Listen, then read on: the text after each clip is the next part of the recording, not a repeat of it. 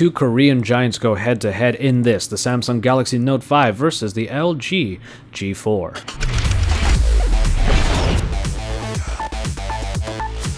This year really marks the renaissance in Samsung's design prowess because the Galaxy S6 started a trend that the Note 5 is only following now. In comparison, LG's design has remained pretty much similar, and the G4 has the same design features as its predecessor, the LG G3, minus a subtle curve. The two handsets couldn't be more stark on the design front as a result, as Samsung has opted for a metal and glass finish with a large display and a fingerprint reader built into the home button underneath the screen.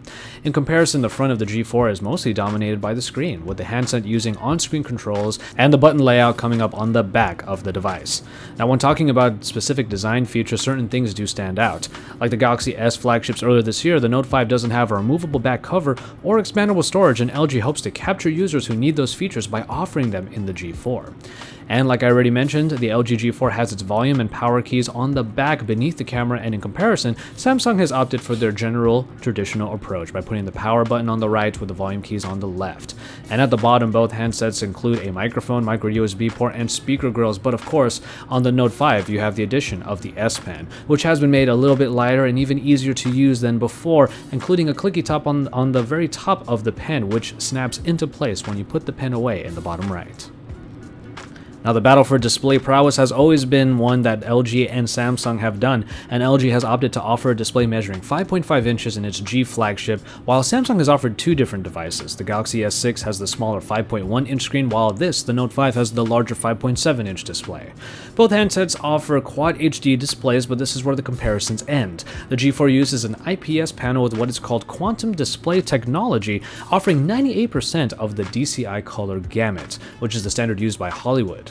At 98%, LG claims that the G4 offers the full spectrum of visible color and theoretically the accurate type compared to the higher saturation Super AMOLED screens of the Samsung devices. And of course, in comparison, the Note 5 has a Super AMOLED panel that comes in with the same sharpness, vibrance, and saturation that was found on the Galaxy S6. So images should tend to appear very vibrant because of the Super AMOLED construction. Underneath the surface, the Note 5 continues the new trend by Samsung, where their flagship devices will be powered by in-house Exynos processors, which tend to be very powerful, and in comparison, LG has worked closely with Qualcomm to optimize the Snapdragon 808 for the G4's use. In both cases, we have found that performance is usually really great. If the S6 is any indication, the Note 5 will fly through everything even with the additions of the S Pen, and the same goes for the Snapdragon 808 in the LG G4, as we've had few problems getting it done through the daily. In our G4 review, the 808 proved to be heavily optimized for the G4, and it's going to be interesting to see how it compares to the Note 5 in our full comparison. But in comparison, the G4 does have only 3GB of RAM, while Samsung made sure to put 4 in both of their new Galaxy devices. Now, the biggest difference between the two devices is obviously Samsung's decision to remove the memory card slot and the removable battery from the Note 5, just like it did with the Galaxy S6. And that being said, the new Note does come with a big 3000 mAh battery unit, just like the G4, and it will be interesting to see which one delivers better battery life. But the key difference is that in the G4, you will be able to add not only expandable storage, but be able to use spares for the battery if you happen to run out of juice. Which does bring us to the cameras, which is one area where LG rapidly improved from the G3 to the G4, with the handset sporting an all-new 16-megapixel camera with laser autofocus, optical image stabilization, a color spectrum sensor, and an even faster aperture setting than is found in the Galaxy S6. But the Galaxy S6 had one of the best smartphone cameras on the market, and Samsung aims to follow suit with the Note 5, which has the same rear shooter and now a 5-megapixel front-facing camera for even better self-portraits. Now, on that front, the LG G4 has a 8-megapixel shooter that takes some pretty good selfies on its own as well. We are going to put these two cameras through their paces with a camera shootout to see which, Samsung or LG, have done the right things with their camera setups. And finally, in software, one of the biggest changes for either of these devices is the fact that their software has been optimized for the processing packages, so speed should really be no problem. But the biggest change came in the Galaxy S range, as Samsung decided to strip back its TouchWiz interface, and as a result, we had one of the best experiences with Samsung software that we think we've ever had. We're really happy that Samsung opted for a similar philosophy in the Note 5, toning back even the S Pen, which is where its additions are mainly found.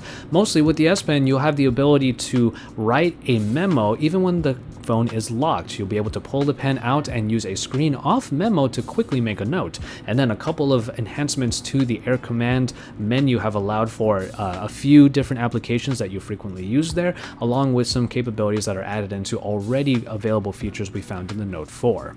And now LG made some changes to its interface this year, but the GUX still is a little bloated with an array of features that don't necessarily need to be on the handset. LG's operating system tends to really get in your face about all of the different features that it has, and with a slightly bloated operating system and interface, it can seem a little bit overwhelming even on a larger and Quad HD display.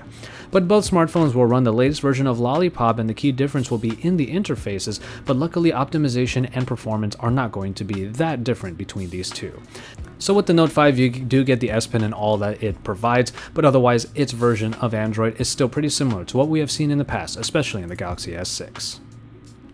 And so there you have it, a quick comparison between the Samsung Galaxy Note 5 and one of its biggest challengers in the form of the LG G4. The Note 5 is set to launch in the coming weeks, while the G4 is already widely available, so really it comes down to what you want to find in your particular smartphone. If you really do want to use the S Pen, then obviously the Note 5 is the obvious choice. If a little bit of extra durability due to the curve of the LG G4 is something that you want along with its leather backings, then the G4 is probably the one that you would want, but it comes down to your personal taste, and you can wait here at Android Authority and stay tuned for all of the best coverage of the Note 5 that you can find, and keep it tuned for all of our quick looks, more coverage, and even more, because we are your source for all things Android.